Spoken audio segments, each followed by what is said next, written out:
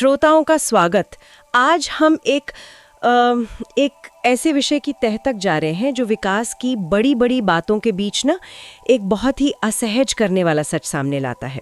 हमारे सामने है डॉक्टर भाविन वसावा का एक लेख और साथ में राष्ट्रीय परिवार स्वास्थ्य सर्वेक्षण मतलब NFHS 5 के सरकारी आंकड़े। और ये दोनों ही स्रोत गुजरात के आदिवासी क्षेत्रों में कुपोषण की एक आप कह सकती हैं गंभीर तस्वीर पेश करते हैं। लेख एक बहुत सीधा और तीखा सवाल पूछता है कि भाई जब देश तरक्की के इतने दावे कर रहा है तो आदिवासी बच्चे भूख और कुपोषण से क्यों जूझ रहे हैं, क्यों दम तोड़ रहे हैं? क्या ये सिर्फ मतलब अनदेखी है या कुछ और है इसके पीछे? तो आज हमारी कोशिश रहेगी कि हम इन्हीं स्रोतों में जो तथ्य दिए गए हैं, जो विरोधाभास दिखते हैं और उनके गहरे मतलब क्या हैं, उनको समझें। तो चलिए शुरू करते हैं इस पड़ताल को। सबसे पहले ना उस बड़ी विडंबना पर बात करते हैं जिसे ये स्रोत सामने रख रहे हैं। एक तरफ तो गुजरात को अक्सर एक बहुत सफल विकास मॉडल की तरह पेश किया जाता है, हम सब सुनते हैं। लेकिन दूसरी तरफ खासकर आदिवासी इलाकों में कुपोषण के जो आंकड़े NFHS 5 से सामने आए हैं वो एक बिल्कुल ही अलग, काफी चिंताजनक कहानी बयान करते हैं। डॉक्टर वसावा अपने लेख की शुरुआत ही इसी दुखद सवाल से करते हैं कि जब प्रगति की इतनी बातें हो रही हैं तब आदिवासी इलाकों में बच्चे भूख से क्यों मर रहे हैं? यह सवाल ही अपने आप में बहुत कुछ कह जाता है ना। राइट। हाँ बिल्कुल। और यहाँ ये समझना बहुत जरूरी है कि ये NFHS यानी राष्ट्रीय परिवार स्वास्थ्य सर्वेक्षण, इसके आंकड़े कितने मायने रखते हैं। ये कोई छोटे मोटे सर्वे नहीं है, ये देश भर में स्वास्थ्य की जमीनी हकीकत का आईना माने जाते हैं।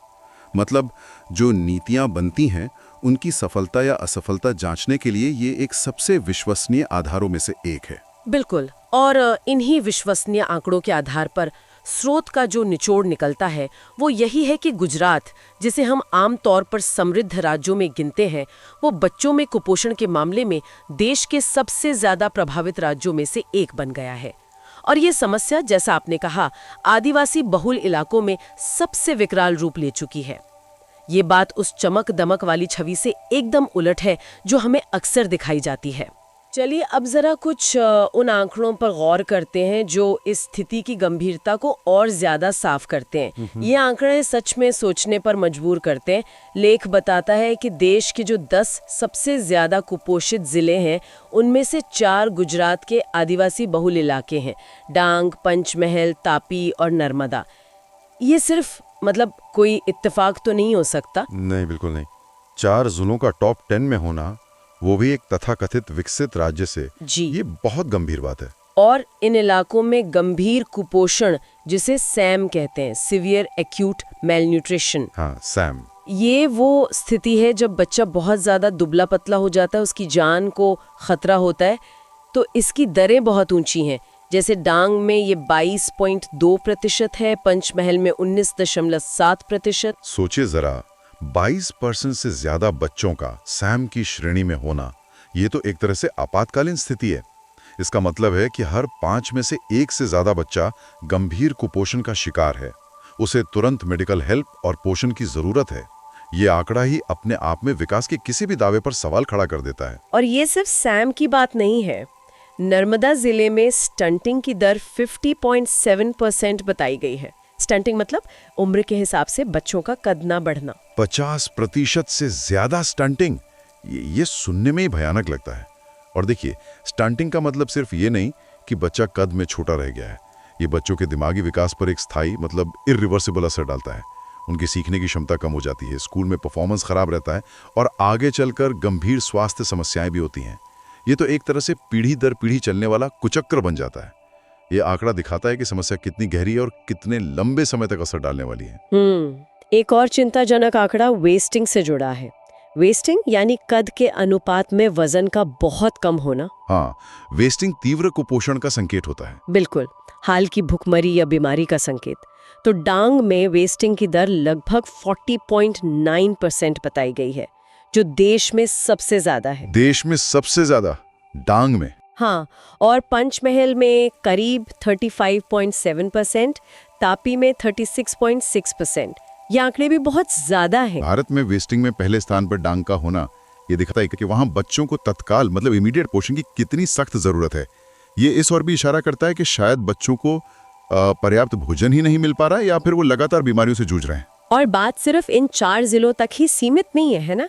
स्रोत में साबरकांठा, दाहोद, खेड़ा, अमरेली, भरूच, मेहसाणा जैसे और भी कई जिलों का जिक्र है जहां कुपोषण एक बड़ी समस्या बनी हुई है। हाँ, नीति आयोग की 2023-24 की एक रिपोर्ट का भी हवाला दिया गया है, जिसके मुताबिक गुजरात में 5 साल से कम उम्र के करीब 40% बच्चों का वजन या लंबाई उम्र के हिसाब से कम है, स्टंटेड है वो। 40%? हाँ, और राज्य की कुल आबादी का लगभग 38% हिस्सा किसी न किसी रूप में कुपोषण से पीड़ित है, खासकर महिलाएं और बच्चे। यहाँ एक और पहलू है जो दिलचस्प भी है और चिंताजनक भी है।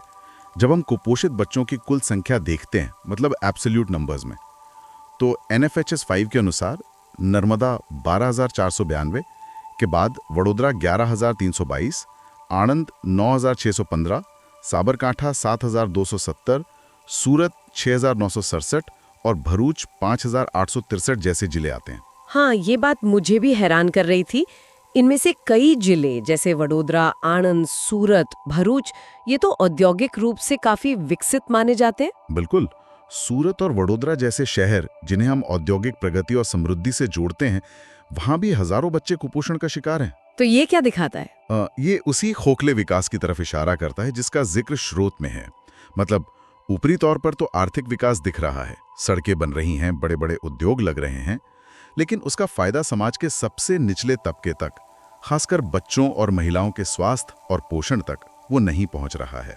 ये दिखाता है कि समस्या सिर्फ दूर दराज के आदिवासी इलाकों तक ही सीमित नहीं है, बल्कि इसकी जड़ें तथाकथित विकसित क्षेत्रों में भी गहरी हैं। और ये सवाल खड़ा करता है कि ये जो आर्थिक विकास का मॉडल है, ये कितना समावेशी है? क्या ये सबको साथ लेकर चल रहा है? तो फिर अगला सवाल यही उठता है कि आखिर ऐसा हो क्यों रहा है? गुजरात जैसे राज्य में जहां मतलब संसाधनों की कमी तो नहीं बताई जाती, वहां ये स्थिति क्यों बनी हुई है? डॉक्टर वसावा अपने लेख में कुछ संभावित कारणों की ओर इशारा करते हैं। वो बताते हैं कि आदिवासियों के विकास के लिए विशेष फंड और योजनाएं तो हैं, जैसे ट्राइबल सब प्लान है, स्पेशल असिस्टेंस प्लान है, लेकिन फिर भी गरीबी, कुपोषण ये कम क्यों नहीं हो रहा? शिक्षा का स्तर क्यों नहीं सुधर रहा? लेख में एक बड़ा कारण बताया गया है भ्रष्टाचार। स्रोत का कहना है कि अलग अलग स्तरों पर फैला भ्रष्टाचार इन योजनाओं के पैसे और फायदों को वो जरूरतमंदों तक पहुंचने ही नहीं देता। हाँ। और ये न केवल आदिवासियों को उनके अधिकारों से वंचित कर रहा है, बल्कि उनके जीवन के लिए भी खतरा बन रहा है। भ्रष्टाचार का मुद्दा तो देखिए बहुत गंभीर है। अगर योजनाओं के लिए जो पैसा आवंटित हुआ है वो सही जगह इस्तेमाल होने के बजाय कहीं और जा रहा है, तो जाहिर सी बात है कि जमीन पर नतीजे नहीं दिखेंगे। ये सिर्फ पैसों की बर्बादी नहीं है, ये उन जिंदगियों के साथ खिलवाड़ है जो इन योजनाओं पर निर्भर हैं। इसके अलावा स्रोत ICDS यानी इंटीग्रेटेड चाइल्ड डेवलपमेंट सर्विसेज, हाँ, ICDS, आंगनवाड़ी जिसे हम कहते हैं, हाँ, एकीकृत बाल विकास योजना और स्कूलों में मिलने वाले मिड डे मील मतलब मध्याह्न भोजन, इन महत्वपूर्ण योजनाओं के क्रियान्वयन में भी कमियों का जिक्र है। और ये योजनाएं तो सीधे तौर पर बच्चों और गर्भवती महिलाओं के पोषण से जुड़ी हैं। हाँ बिल्कुल, लेख में बताया गया है कि खासकर आदिवासी और पिछड़े जिलों में आंगनबाड़ियों में स्टाफ की बहुत कमी है। उन्हें चलाने के लिए जरूरी संसाधन नहीं है, बुनियादी ढांचा तक नहीं है। अब सोचिए, अगर आंगनबाड़ी ही ठीक से काम नहीं करेगी, जहां बच्चों के वजन की निगरानी होनी है, उन्हें पोषण आहार मिलना है, गर्भवती महिलाओं की देखभाल होनी है, तो फिर कुपोषण से लड़ाई कैसे जीती जाएगी? सही बात है। इसी तरह मिड डे मील योजना, वो बच्चों को स्कूल लाने और उन्हें कम से कम एक समय का पौष्टिक भोजन देने के लिए बनी है। अगर उसमें भी गड़बड़ियां होंगी, खाना ठीक नहीं मिलेगा या पूरा नहीं मिलेगा, तो उसका असर भी तो बच्चों के पोषण पे पड़ेगा ही। तो क्या हम ये कह सकते हैं कि ये महज योजनाओं के ठीक से लागू न होने का मामला है या कुछ और भी है इसके पीछे? देखिए, अगर हम इसे एक बड़ी तस्वीर में देखें ना, तो ये एक तरह की प्रणालीगत विफलता मतलब सिस्टमिक फेलियर जैसा दिखता है। जैसा कि स्रोत इशारा कर रहा है, मुद्दा सिर्फ योजनाओं की कमी का नहीं है। योजनाएं तो हैं, मुद्दा है उनके प्रभावी कार्यान्वयन का, उनकी निगरानी का और सबसे जरूरी जवाबदेही का, अकाउंटेबिलिटी का।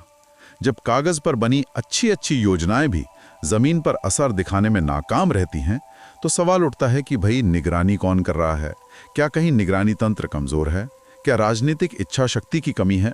या फिर जैसा लेख में भ्रष्टाचार का जिक्र है, क्या संसाधनों का रिसाव, लीकेज इतना ज्यादा है कि योजनाएं बेमानी हो जाती हैं? लेख में एक और बहुत चिंताजनक बात उठाई गई है, वो ये कि आदिवासी समुदाय के अपने चुने हुए नेता, चाहे वो सत्ता पक्ष में हो या विपक्ष में, और यहाँ तक कि आदिवासी अधिकारों के लिए काम करने वाले संगठन भी, वो इस मुद्दे पर ज्यादातर चुप क्यों हैं?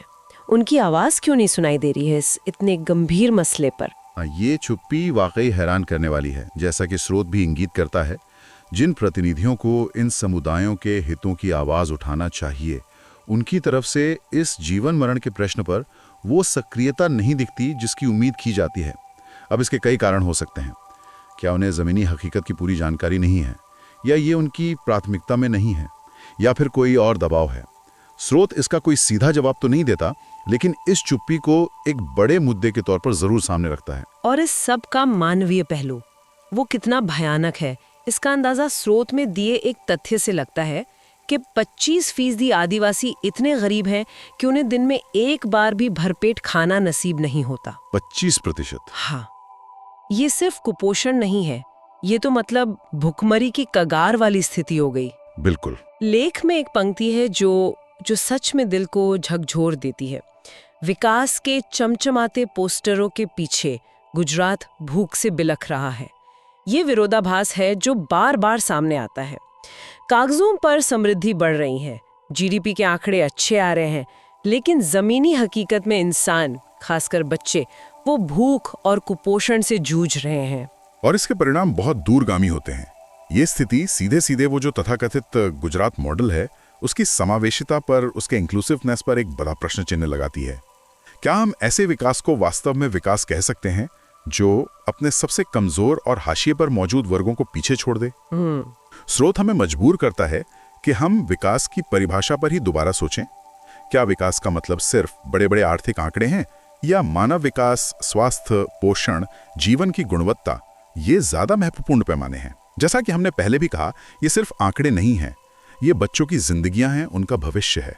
एक कुपोषित पीढ़ी, वो तो पूरे समाज के भविष्य को कमजोर करती है। तो आज की इस बातचीत से जो कुछ मुख्य बातें उभर कर सामने आई हैं, अगर हम उन्हें समेटे, तो पहली बात यह है कि गुजरात, जिसे विकास का प्रतीक माना जाता है, वहाँ खासकर आदिवासी इलाकों में कुपोषण की स्थिति बेहद गंभीर है। NFHS 5 के आंकड़े ये साफ दिखाते हैं। हाँ। डांग, नर्मदा, पंचमहल, तापी जैसे जिले राष्ट्रीय स्तर पर भी सबसे ज्यादा प्रभावित जिलों में शामिल हैं। बिल्कुल। दूसरी बात, स्रोत इसके पीछे कई संभावित कारण बताता है, जैसे निचले स्तर तक फैला भ्रष्टाचार, ICDS और मिड डे मील जैसी जरूरी योजनाओं के कार्यान्वयन में गंभीर कमियां, और आदिवासी नेताओं व संगठनों की इस मुद्दे पर एक तरह की चिंताजनक चुप्पी। तो ये एक जटिल, मतलब मल्टी लेयर्ड प्रॉब्लम नजर आती है। हाँ बिल्कुल। और यह भी साफ है कि ये सिर्फ दूर दराज के इलाकों की समस्या नहीं है, बल्कि औद्योगिक रूप से विकसित माने जाने वाले जिलों में भी कुपोषित बच्चों की संख्या हजारों में है, जो विकास के असमान वितरण की ओर इशारा करता है। लेकिन अच्छी बात यह है कि स्रोत सिर्फ समस्या बताकर या आलोचना करके नहीं रुकता। डॉक्टर वसावा का लेख एक तरह से समाज को जगाने की कोशिश भी करता है। ये लोगों से अपील करता है कि भाई जागरूक बने, जमीनी स्तर पर जो संगठन काम कर रहे हैं उनका साथ दें, और व्यवस्था में जवाबदेही और बदलाव की मांग करें। ये सिर्फ सरकार की नहीं, बल्कि हम सबके एक सामूहिक जिम्मेदारी है। सही कहा। और अंत में स्रोत एक बहुत ही गंभीर और विचारणीय सवाल हमारे सामने छोड़ जाता है। डॉक्टर वसावा पूछते हैं कि क्या आदिवासियों की गरीबी और कुपोषण की ये जो लगातार बनी हुई स्थिति है, कहीं ये उन्हें उनके जल, जंगल, जमीन, खनिज संसाधनों और संवैधानिक अधिकारों से वंचित करने की कोई सोची समझी रणनीति का हिस्सा तो नहीं है? हाँ, ये बहुत गंभीर सवाल है। हाँ, स्रोत इसे एक सीधे आरोप की तरह नहीं रखता, बल्कि एक संभावना, एक प्रश्न के रूप में रखता है, जिस पर और गहराई से सोचने की, जांचने की और विमर्श करने की जरूरत है। ये एक ऐसा सवाल है जो हमें विकास की पूरी प्रक्रिया और उसके असली मकसदों पर, उस पर पुनर्विचार करने को मजबूर करता है।